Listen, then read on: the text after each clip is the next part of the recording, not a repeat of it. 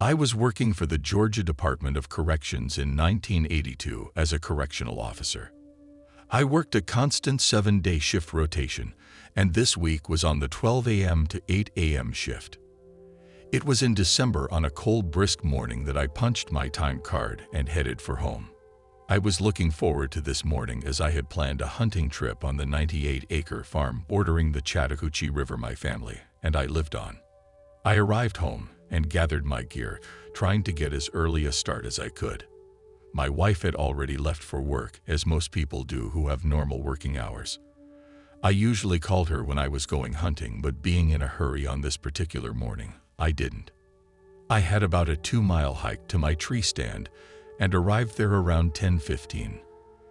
My stand was about 20 feet high on the front side, facing a thick patch of pines. The back side faced the river below and dropped off to huge boulders in the river below. I tied off my rifle to be pulled up after my climb to the top and began my upward ascent. I reached the top and positioned myself to pull my rifle up. Then, without warning, I heard a snap. I would later return to this site many times to reflect on my life. On one visit with a friend, I measured the distance from the top of the stand down to the boulder I landed on, 80 feet. As I began my fall to the river below, I could see the river coming up fast. I knew this was the end for me, and though it was just seconds before impact, it was as though I was in slow motion. So many thoughts raced through my mind. My wife, my daughter, my family, and no one knows where I am. Would I ever be found? Then darkness. How long this darkness lasted, I don't know. Then something wonderful happened. I felt myself leaving my body. I was floating a few feet in the air above the river. I looked on my body with mixed feelings. I was bleeding from my mouth, nose, and ears, and saw a trickle of blood underneath me on the boulder. As I was reflecting on the state of my body, I felt a pulling and began to rise very fast. I was traveling at a high rate of speed upwards through the atmosphere. As I left the atmosphere, I looked back and could see the earth. Such a beautiful sight. It was so brilliantly lit. As I looked ahead, I could see the planets. I thought to myself, this couldn't be. Where is Jesus? I was never told anything like this could or would happen when I died. Faster and faster, the speed was increasing. I saw other star systems and galaxies as I raced onward. I entered what seemed to be a hole of some sort. It was long and dark. However, around me I saw streaks of light made up of every color in the spectrum. I saw a faint light growing brighter and brighter in the distance up ahead. As I entered the light, I felt it all through my being. I was not afraid anymore. Then, all of a sudden, I was standing before a massive set of steps.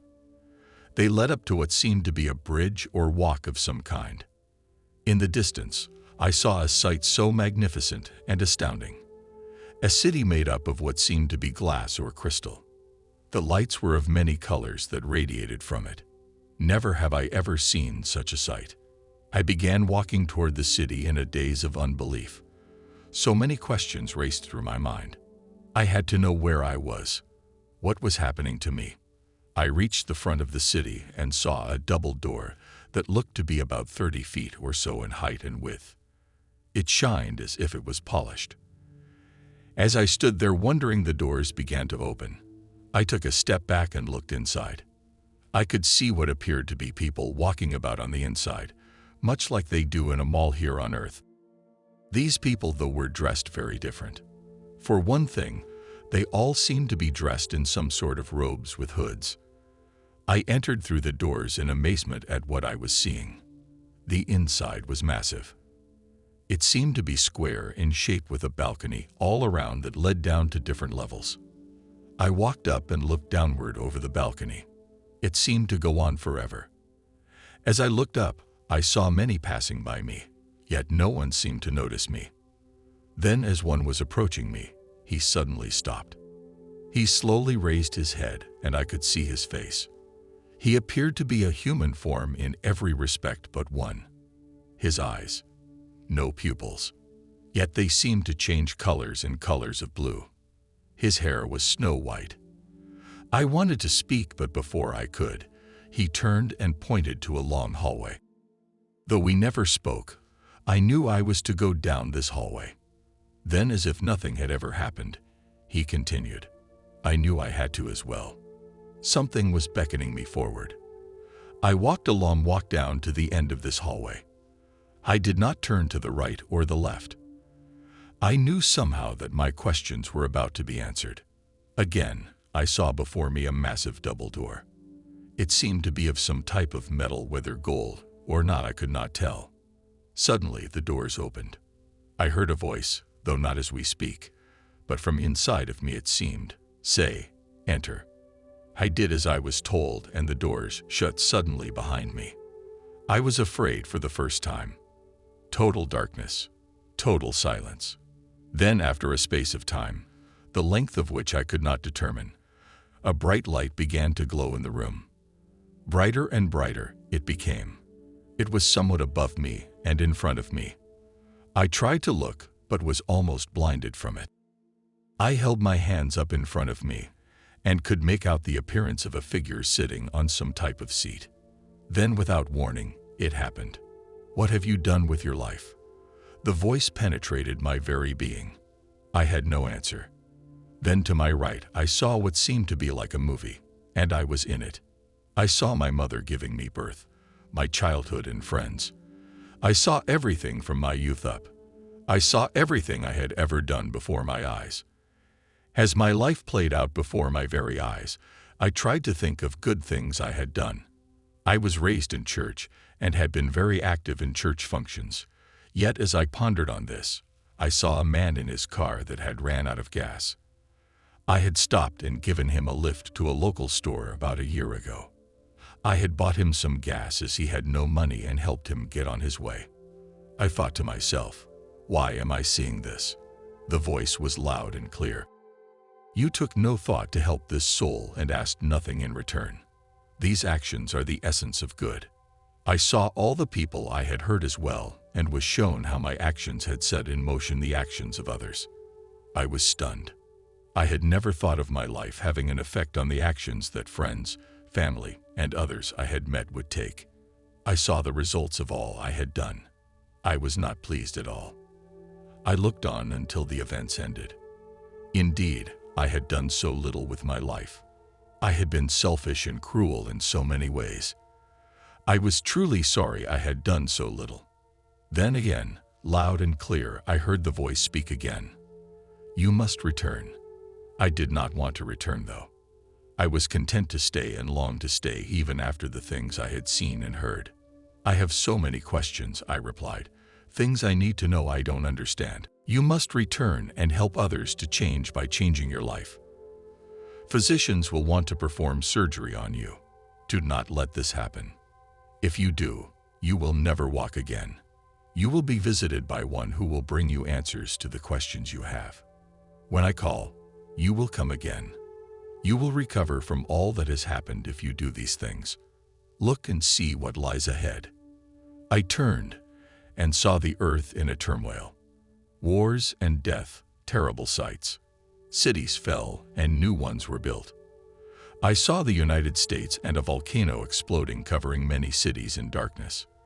I looked on and saw the collapse of our government, as we know it. People killing for food and water, horrible sights.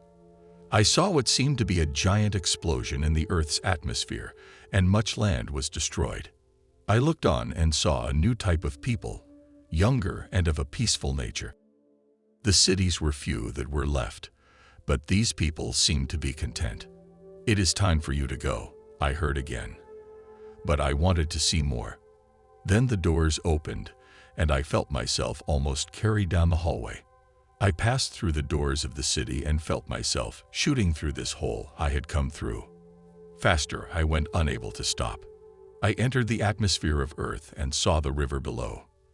I saw my body still lying there motionless. Then it was like an electric shock, so tremendous I felt my body jump. I opened my eyes and saw the trees above and the skyline. Then, oh God, the pain. I was struggling for every breath, choking on my own blood. I managed to roll onto my stomach. The pain was all I could bear. I looked at the sky and saw the sun was lower than I remembered. I looked at my watch. It was 5:30.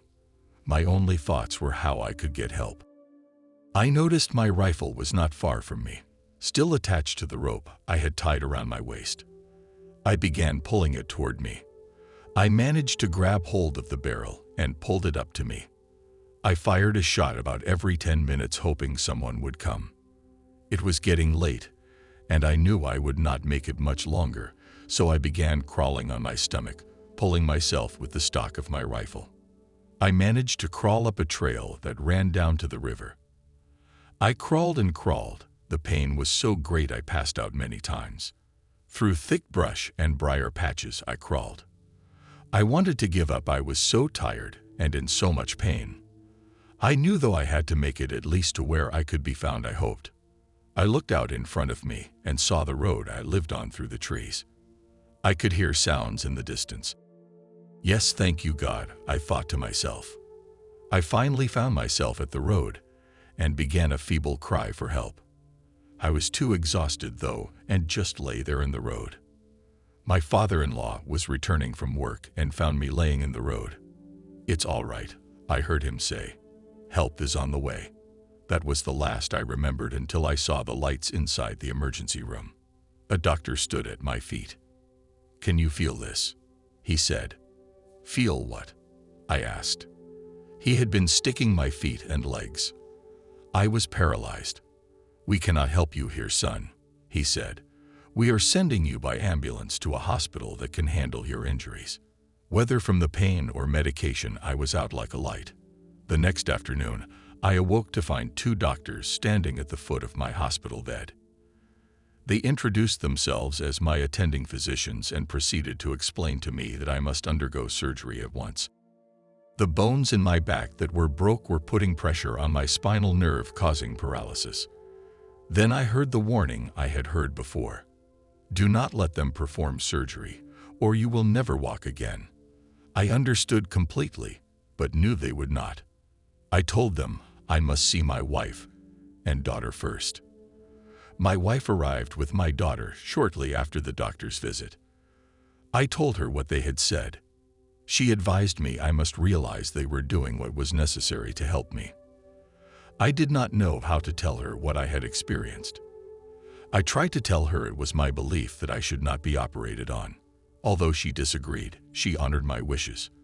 When the doctors returned, and I told them of my decision, they were very upset. I listened to lecture after lecture. Okay, one of them said, if you never want to walk again, that's up to you. Then they left. That night I lay upon my bed and wept sorely.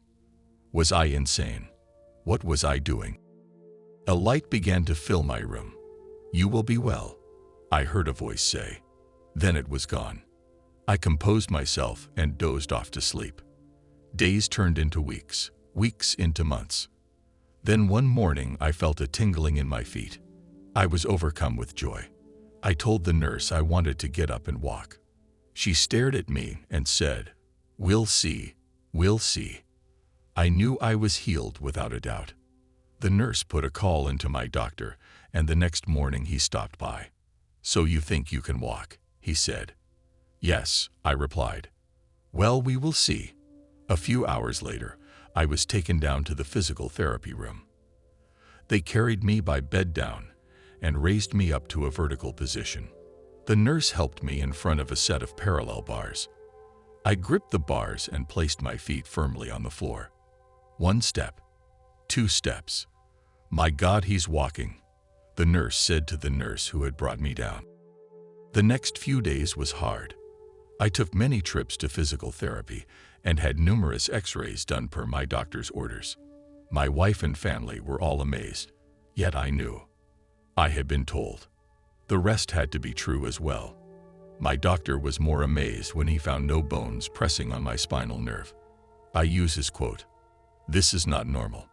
It seems a higher power has done for you what we were going to try to correct with surgery. I have never seen anything like this before." End quote.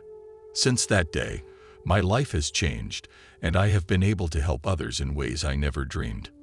I wanted to share this with all, as it is what has led me onward in my quest for truth, peace, and light to all.